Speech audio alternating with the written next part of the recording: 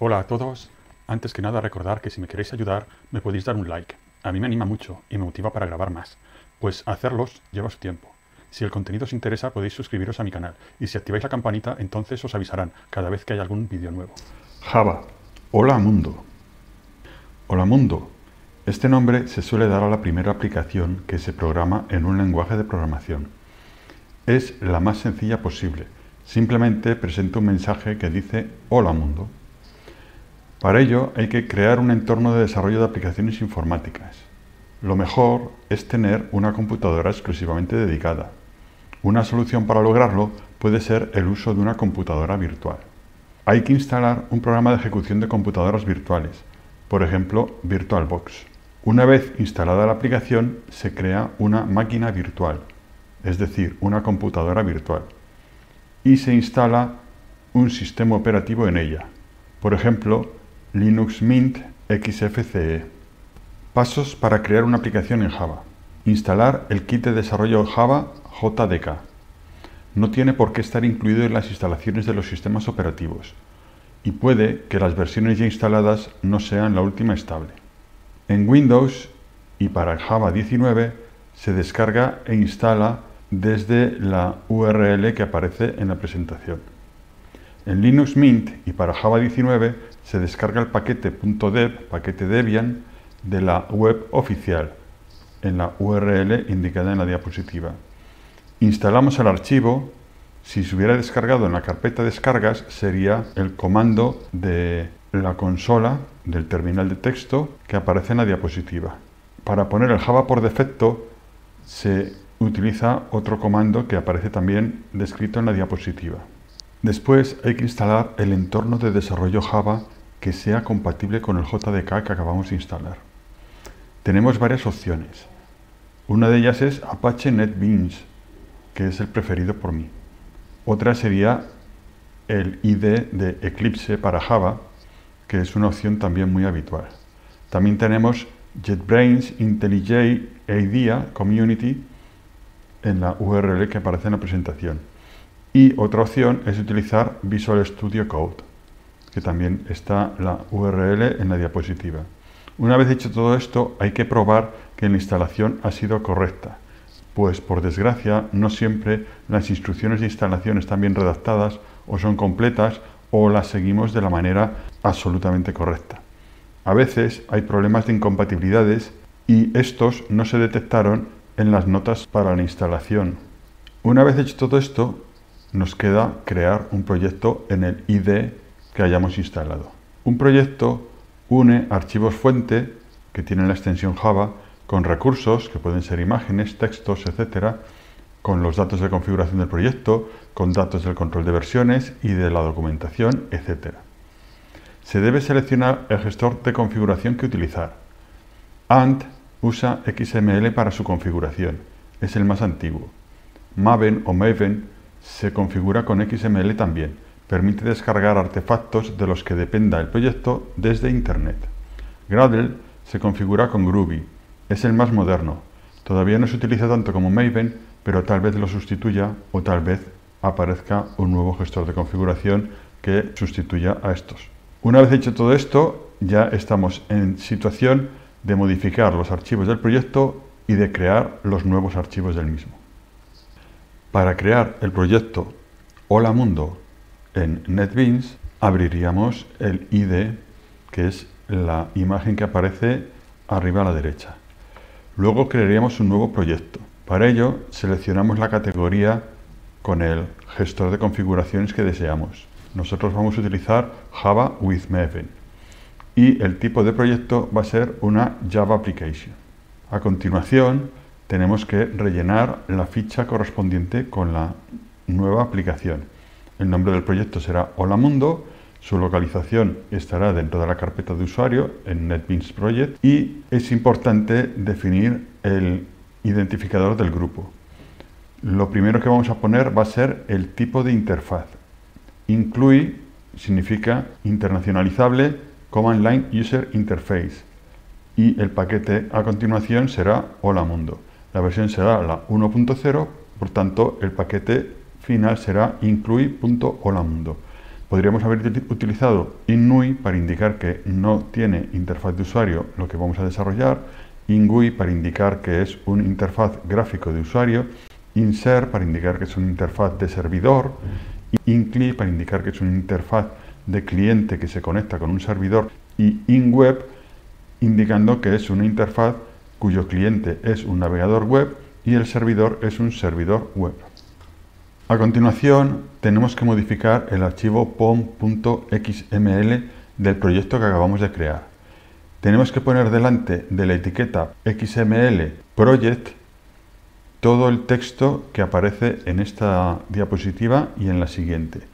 En rojo se ha puesto la instrucción que determina cuál es la clase principal de este proyecto, de esta aplicación. Esta clase principal debe de tener unas convenciones especiales. Debe de llamarse igual que el proyecto.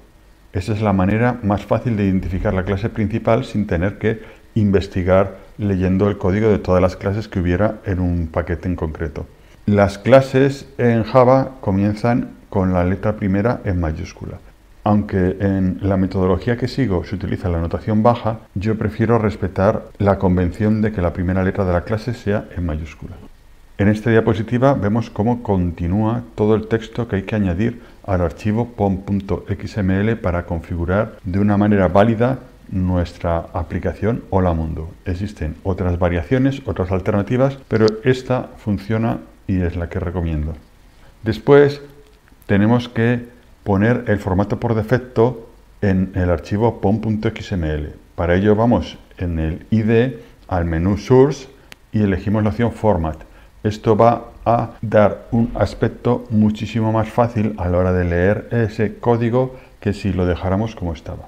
Después vamos a modificar el archivo holamundo.java que tiene que escribirse con texto UTF-8, que es el juego de caracteres recomendado, y que va a tener la cadena Hola Mundo.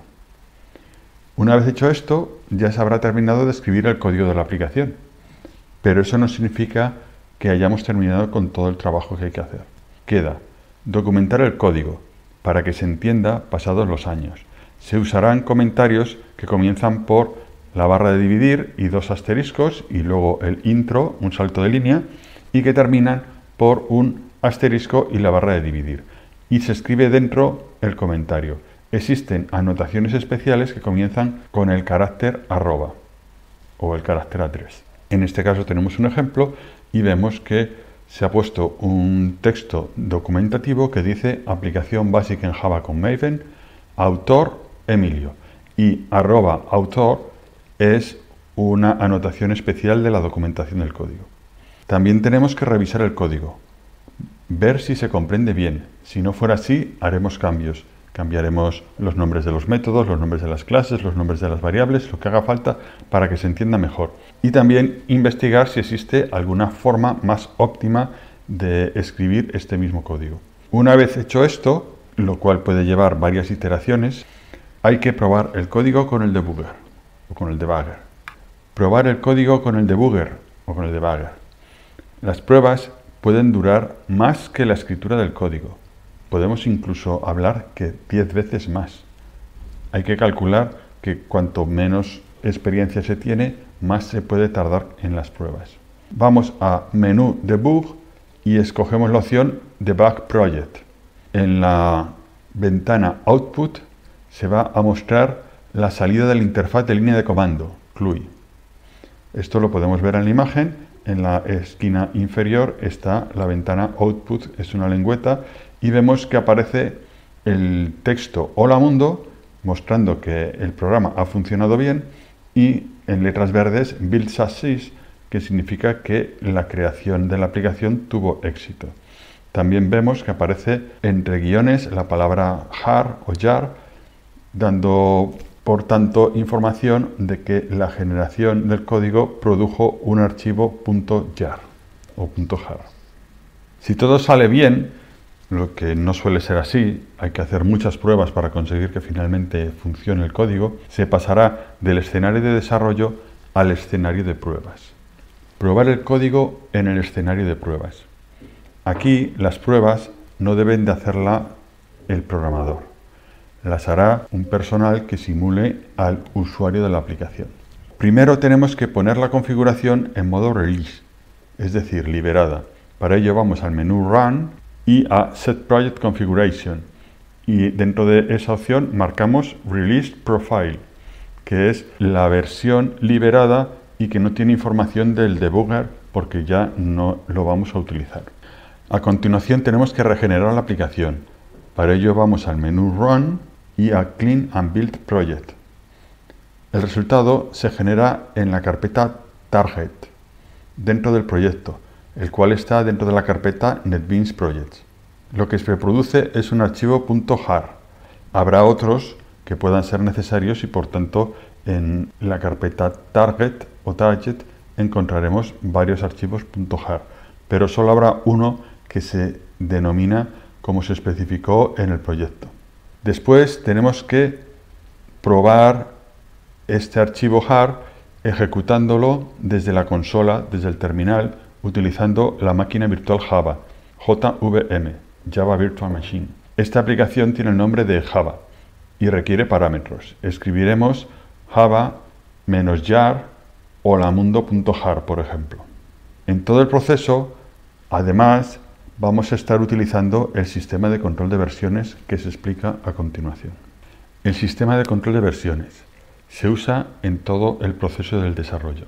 Se suele utilizar el sistema Git. En el menú Team vamos a Git y elegimos Initialize Repository.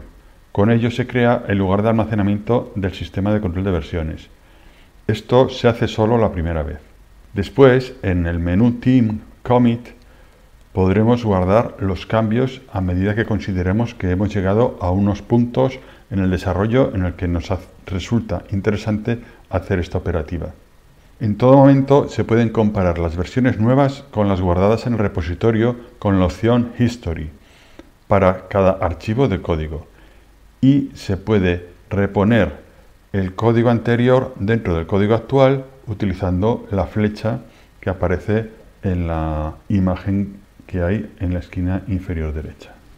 Comentario final. Holamundo es un ejemplo guiado, no es un ejemplo real. Lo real es que se piensa muchísimo todo y que existe un ciclo de vida del software que hay que seguir para el desarrollo de las aplicaciones. Una aplicación debería de ir acompañada siempre de los casos de prueba que demuestran que funciona, al menos con ellos. Una aplicación debería poderse traducir, debería poderse configurar, que la información que recibe y produzca se pueda guardar permanentemente, debería poder conectarse con las bases de datos, con la capacidad de enviar emails, etc. Debería tener un sistema de notificación de errores de varios niveles, para los usuarios, para el log de mantenimiento, etc. y más cosas. El proceso de puesta en un escenario de explotación desde el escenario de pruebas es complejo. Se suele requerir el uso de programas instaladores para ello.